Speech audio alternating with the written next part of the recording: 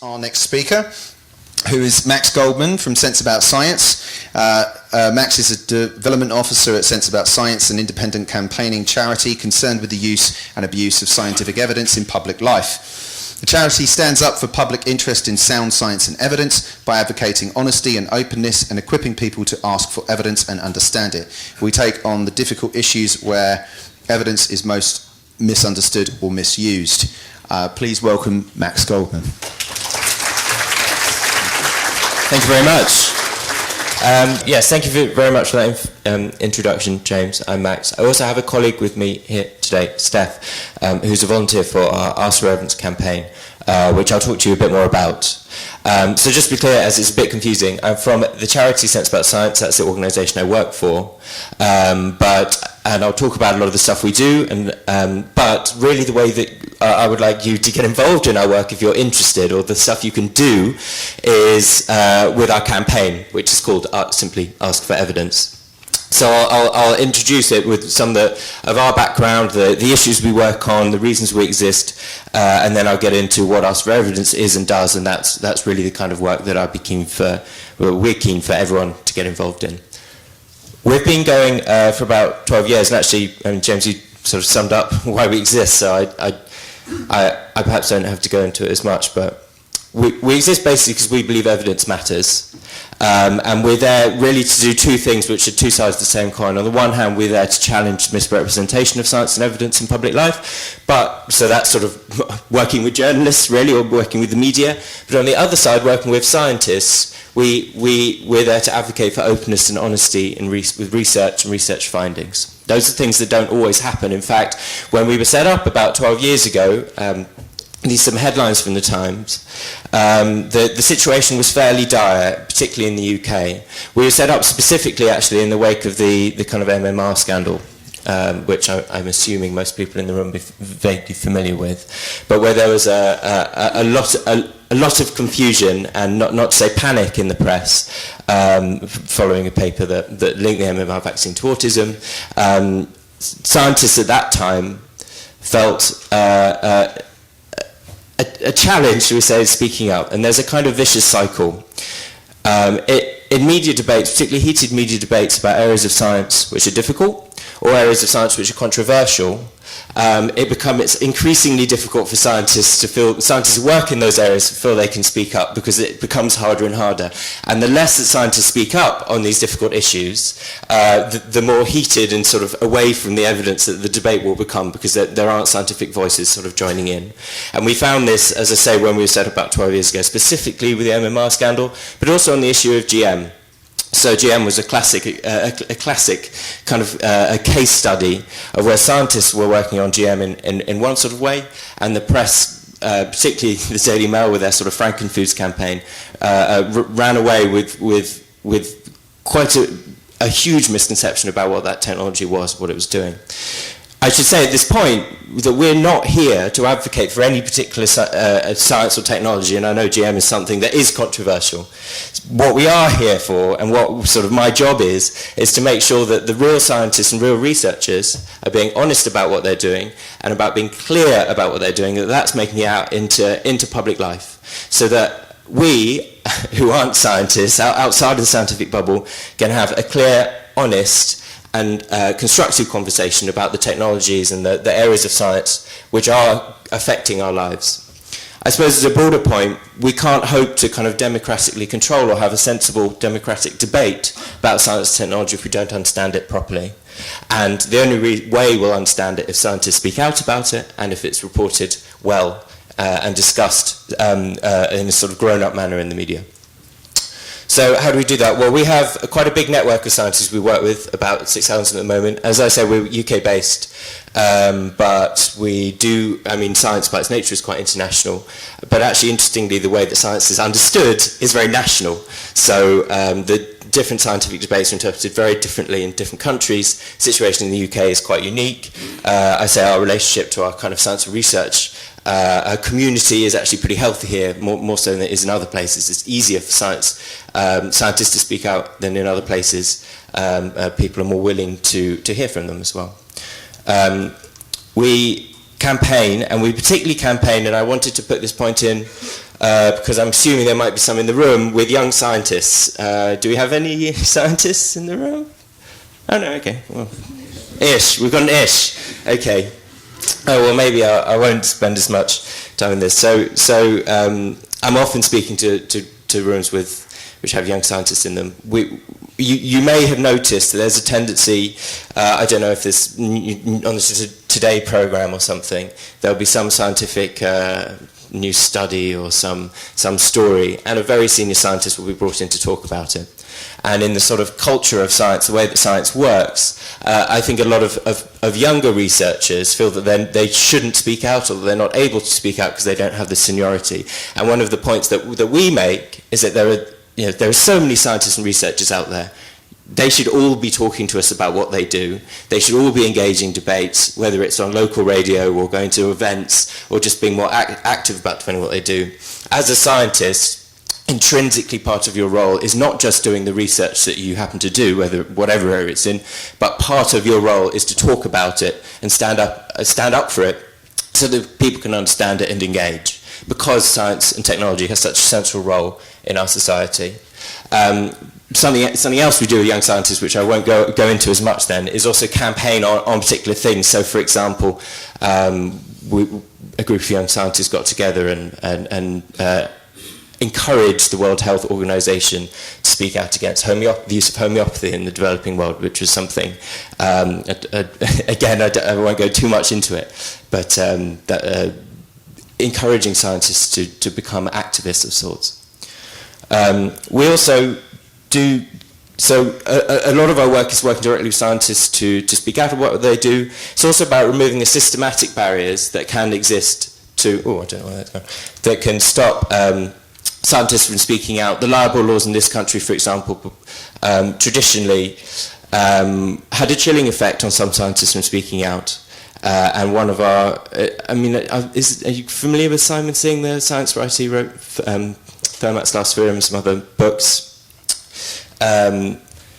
Libel was very old-fashioned in this country for a long time, and essentially had a chilling effect on, if you'd done a piece of research that suggested, as Simon's made a statement, essentially saying that chiropractic didn't work, that if you had research or evidence to back that up, you could still be sued for libel. So essentially you could be sued for selling something that was demonstrably true, which was not a good situation. So we got involved to change the libel laws to make it easier for scientists to speak up, where they said, look, I've got this piece of evidence that says this product or this thing doesn't work, and I shouldn't be sued for that. So that's an example of the kind of campaign we get involved in. Another campaign you may have heard of, which I encourage you to look up if you haven't, which is our All Trials campaign, which we lead along with the science writer Ben Goldacre and others. Oh, I've got a jumping ahead slide, that's fun. So 50% or thereabouts, possibly a bit more, of all the clinical trials that have ever been done have not had their results reported and have not been registered publicly. So what that means is there is a vast amount of scientific information about the drugs or drugs and treatments that we all use that are important, that isn't in the public sphere, and that's a massive problem for medicine. So one of our principal campaigns at the moment is the All Trials campaign, campaigning to get all trials registered and all their results reported. That's an example for me of where, like, scientists squirreled away in labs doing important work. That stuff needs to come out in the open. And obviously in the area of medicine, like, there's a very direct and obvious reason why that should happen, because if doctors don't have all the information, they can't prescribe us the best treatments. Okay, so that's the kind of stuff that we're working on, trying to liberate that information. And for that, obviously, it's a huge campaign, because we're up against huge vested interests in the pharmaceutical industry and also in the academic kind of sphere of research. And if that sounds interesting to you, I compel you to visit or just Google All Trials, and you can sign up to the petition and get involved with that campaign. We also just respond to the press. We do a lot of angry letters to the Daily Mail, the editor of the Daily Mail, who I'm sure is a bit sick of us. We're like a responsible organisation, and things that pop up in the news, we will get scientists to respond. You are probably sick of those, I feel like I'm talking to a crowd that I don't have to go through this with very much, but the sort of ongoing project that the tabloids seem to have of separating everything into stuff that gives you cancer or stuff that cures your cancer, and often it's like the same thing from one day to the next. These kind of infuriating headlines that are based on some piece of new research that has been taken out of context, slightly misunderstood, slightly hyped out, put on page 3 because they know that health news always is going to be interesting to people.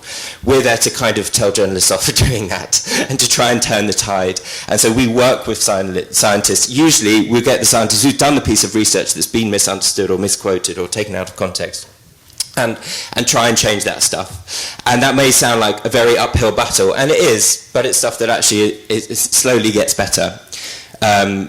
I don't know how much you may read the sort of science section of the newspapers, but actually people don't go into science journalism to mislead people. There are all sorts of pressures that are put on science journalists. The more that scientists speak up for their work, and the more that we as readers demand science to be well reported, the better it will be reported, and the better we can all sort of get to grips with it. We also produce guides to different areas of science, particularly areas which are controversial or difficult. So we have a guide to genetic modification, we have a guide to chemicals, we have a guide to medical screening, things like that. They're all on our website if you want to see. We also do sort of try and reframe debates. So most of our guides are about people think of an issue in this way, a scientific issue in this way, really should be thinking this way. A classic thing is like people using the word chemical-free, which is a bit of a scientific misnomer, or having some what they think is an understanding of the difference between something that's natural and not natural. A debate which is worth having, but is often kind of misconstrued. So we have like a post like this comparing apples and love hearts. So this works, and the ingredients thereof, pointing out not to say you should eat love hearts, not apples, but perhaps reframe some of the way people talk about, for example, chemicals. We also share, as I think, James, you talk about more like the scientific method and how science works. There is in the kind of science world, like universities, research institutes, they're all very keen to talk about their new research, the stuff that they're doing, but there isn't so much systematic understanding of like what scientists actually do and how the world of scientific information works. I suspect most people in this room are familiar with the concept of peer review, for example. But most people aren't. So if you read a headline that says, scientists say, blah, blah, blah, it's like, well, what scientists, where did they say it? Just because scientists have said it, does that mean it's true? Obviously not, but then how do we work out what's true? So introducing people into how a scientist might understand that question. So, well, is this work come from peer review? It has been published in a peer reviewed journal. Well, that means at least it has had some scrutiny. Does this work fit with a body of evidence that's built that suggests a similar conclusion? These are the kind of questions which scientists naturally ask, which people who aren't scientists may not have those questions. And so a big part of our work is not telling people what to think, it's giving people the questions to ask when you're having a scientific debate or when you're reading a story about some areas of science. We also work, I have mentioned quite a lot of medical stuff that we do. Naturally, as a charity that works sort of communicating or working in science and evidence, the medical side of things is important because in terms of what matters to people, it matters a lot. This guide, I've got nothing to lose by trying it, is about kind of quack cures, people with chronic or serious diseases, making choices or trying to go for treatments that have no evidence base behind them out of either because they're being pressured into it or a sense of desperation. So we help patients in that situation as well. But why am I here telling you about this? I hope you may find some of the stuff we do interesting, and if you do, I'd encourage you to go to our website, senseaboutscience.org. We are a smallish office, but no office, however big, would be able to respond to all the kind of science stories, misconceptions, badly written articles, dodgy products, all the kind of scientific claims that we're all being bombarded with day to day. We can sit there and write letters forever, but people will ignore us. So there came a point a couple of years ago where we realised we need other people to be asking for evidence with us. We need people who care that our public life is one that's based on a kind of sensible discussion that's evidence-based, or where evidence is part of a debate, and we need to encourage those people to speak up with us. And so that's where we kind of came up with the Ask for Evidence campaign, and it's extremely simple. It is that if you see a claim in public life, whether it's a billboard saying, this shampoo will make your hair 30% shinier, whether it's a politician making a serious claim about how our economy works or about immigration, whether it's, I don't know, whether it's anything, you have a right to ask. And saying, what's your evidence for saying that, is always a reasonable question. And it's a question that we are all qualified to ask. The first kind of question I often get when I say that is, yes, you can ask for evidence, but do you ever get a response? It's like, well, yes, actually, you do surprisingly often get a response. Again, I feel like I'm talking to a slightly unusual or sort of unusually engaged audience. I imagine you are the sorts of people who bother to, I don't know, write a letter to someone, to write a letter to the newspaper if you've seen something you don't like, or complain when something wrong is, you care. And if you do send requests for evidence, whether it's to journalists, whether it's to politicians, whether it's to institutions, you can get some good responses. And these are actually some of the early stories of some of our supporters who asked for evidence. But that was actually pretty early days. We now have a website, askforevidence.org, where you can ask through the website. It makes it very easy. You can take a photo of the claim on your smartphone, you can type in some details, and we will generate for you your request to ask. So if you I don't know, you've seen your Lucozade poster that says Lucozade hydrates you faster than water, you think, hang on a minute, that sounds like rubbish. You can take a photo of that, you can send off this email, and you can kind of log your progress through our site. So if you're interested in what I'm saying, even if you're not, go to askforevidence.org, and that's the place that we've built a tool where people can ask. And we've got thousands of people asking through that tool. And what also that this tool lets the scientists who work with us kind of monitor what's going on, so you can get help from scientists.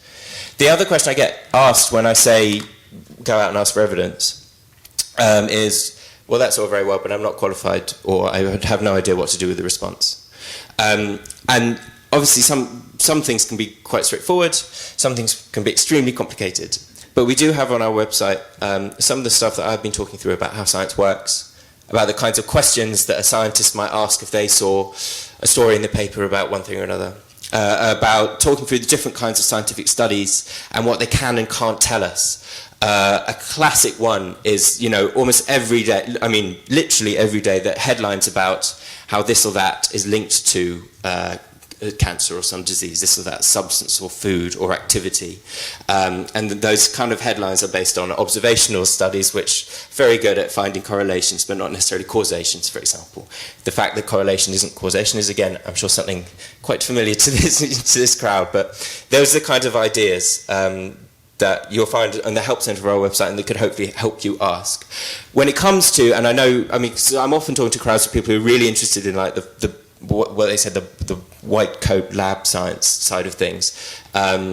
When it comes to social science or more economic issues, of course, what constitutes good evidence and how you interpret or understand the evidence you might get sent becomes much more complicated just because of the nature of the subject.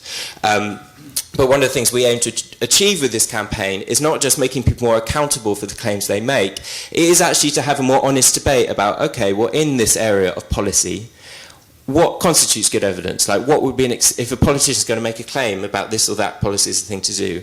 What am I going to accept as a citizen is his good, or their good reasoning for saying those things? So, and we encourage, by the way, on this site for all sorts of things, for evidence to be asked behind all sorts of things, not just the strict physical sciences. And some of the stuff people have been asking. One I really like. I'll just keep it quick. Is this Network Rail example? We had a supporter notice that Network Rail said they're going to introduce blue lights on the railway platforms to try and reduce suicides. And he thought, well, that's that sounds like an extremely odd policy. That's verging on bizarre. I'll ask them for evidence. And he got called up by the head of the suicide prevention team at Network Rail. And they had a fascinatingly open, honest discussion about saying, well, there is one study that was run in Japan that suggests blue light has this calming effect, which suggests it might discourage people from jumping onto the tracks, which unfortunately does happen quite a lot. And because obviously it's such a serious and sad thing, and because blue lights aren't very expensive, we're just going to try it out and we'll see what happens. And so that was kind of like quite a big institution like that, just being really open with one of their customers, saying, "Oh, we're not sure if this is going to work, but we're going to try it, and this is why." And that's the kind of openness, that's the kind of accountability which we should all expect from any institution or from any government department. To expect that as a consumer or as a voter or as a reader, however you interact with the institution, you deserve to know what someone's reasoning is. You deserve to see what evidence they have and why they're making decisions they are. I just want to very quickly for a couple of minutes say, our student campaigns is quite a movement. We have lots of volunteers. Steph is one of those volunteers. And just rather than taking it from me, I wanted Steph to say a bit why she got involved in Ask for Evidence. Hello. I'm not used to speaking with a microphone, so if you can't hear me, just wave or something. Okay, so I'm Steph. Hi. I'm currently a PhD student at King's College London, but I am also an Ask for Evidence ambassador with Sense About Science. I basically go out and talk to people about the campaign. And basically, I just wanted to tell you guys why I got involved and why I believe in this campaign so much. And to do this, I'm going to tell you a story about a friend of mine who likes to read a lot of stuff on the internet, and asked me about an article that he saw about fasting curing cancer.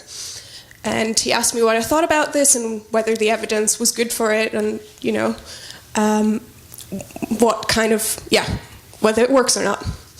And so basically we looked to the scientific literature because, I have access to it, fortunately. And basically what we found out was that fasting can have benefits for cancer, but it doesn't actually help it in itself. It needs to be in combination with chemotherapy. And I think this story basically shows that, sometimes the science behind big topics like cancer or, as Max said, GM or climate science is often difficult and, a bit tricky to understand. And that's why I think the work that Sense About Science do is so important, because they help us and you and everyone understand the science behind those topics. And they're really important to everyone, so it's important for everyone to understand them. So the reason I got involved with the Ask for Evidence campaign specifically is that basically I think everyone has a slightly critical voice, like my friend's voice who said, is it really true that fasting cures cancer? And, as Max said, when you read those headlines in the Daily Mail and you say, does a sausage really cause cancer? And what I want to do as an ambassador is to encourage people to listen to that voice and actually, say, is this really true? And go and ask people.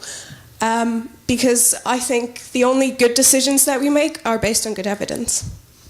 Thank you. Thanks, Steph. In contact with us if you have questions, but as I say, we've got lots of resources and guides, and most of all, we encourage people to go out and ask for evidence themselves. Thank you very much.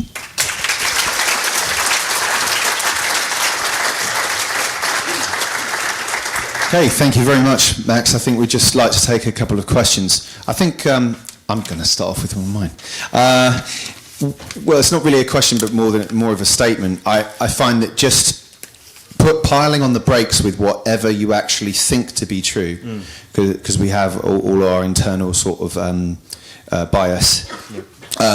Piling on the brakes, regardless of what it is, and just typing into Google is bullshit. Yeah. Next to whatever you think it is just a worthy exercise, even if you read what seems to be a credible article opposing your view, and then you go back to the view you have, that's absolutely fine. But the amount of people who do no cross-reference checking at all, I think, is paramount to mention. But do you agree with that? Yeah, absolutely. I think it is an effort to try and break yourself out of your preconceived notions or things you believe to be true. And that's not, by the way, part of the reason we advocate for honesty in science is not because we think science has all the answers, or scientists are these kind of unbiased kind of machines who have all the correct answers and no biases themselves. It's exactly why we need to have these open discussions about what the evidence is. Okay, can we take another question, please? Yes, lady there. You're talking quite a bit about being open and not having any bias. I do look at your website, and a lot of the focus in asking for evidence, if the evidence is there, what are you going to do about that evidence? Because, for example, they tax on alternative medicine, homeopathy. There is a massive amount of evidence there, and it's being ignored, and this not being used. So once you have the evidence, what do you do with it? Well, if you're actually campaigning against something, say homeopathy, and there's lots of evidence, for example, homeopathy being used so successfully in other countries, India, Cuba, treating mass epidemic diseases, and you're ignoring that, and you're advocating we bring in pharmaceutical. Well, on that part, I would disagree with you. We're not going to settle that debate now. What I would say is that I personally, but also an organisation, we would always want to see. So if you think that there is evidence that homeopathy is effective, I would be delighted for that evidence to be kind of out in the open and debated properly. Would you be willing for links on your website, for example, to go to other websites that have got the evidence? Would that be something you'd be open to? Well, I think it was hard to stutter this on stage, but that would be opening up the bias if you actually had links and you want to share yeah. You don't want to know the information, so you don't want to hide it. No, you don't want to hide information. I mean, there is a hierarchy of what counts as good evidence, and we wouldn't want to link to anything. Then you're deciding what good is. No, so that is an important point. As I say, and sorry, I get other questions. It's an important point. We are just humans, certainly, and so there's an element in bias in what everybody does, but it is not any individual scientist's job or any individual's job to decide what good evidence is and isn't. There is a hierarchy of what good evidence is, and that is decided kind of, there's what you call the body of evidence should decide for itself, and the most accurate way, particularly on medical issues, to decide as objectively as possible whether evidence for a treatment is good or bad is through the meta-analysis. So what that means is you take all the scientific studies that have been done in an area, you weight them according to their quality, like of how well they've been carried out, how strong their strength, and then you kind of pool that to decide whether the treatment overall is effective or not. Now, so that is we can take this offline because I'm interested in talking about it. Obviously, we're not going to resolve this here, but it is not up to individuals to say this. Not all evidence is equal. That's what I'm trying to say. I'm very sorry. We are running a little bit behind schedule. That was an interesting discussion, and perhaps one you can have later in person at lunch and things, because it does go on from there. But I think we're going to have to move on. If anybody's got a really short question, I didn't mean really short, then do raise your hand. Yes, it's here. What proportion of scientific research is publicly funded versus commercially funded? That is an interesting question, and I don't know. There's a huge amount, and it depends on the kinds of research that's happening. So huge amounts of fundamental research tends to be, this is a cliche, but fundamental research, basic science tends to be publicly funded. Then science which is closer to commercial applications tends to be privately funded. But there's lots of things that are sort of in between, and it depends a lot. So it's certainly one of the things that we advocate. I think I would like to live in a society in which science and technology was better valued, and I think that would be a society in which there is more public funding available for science. So that would be my general response, yeah.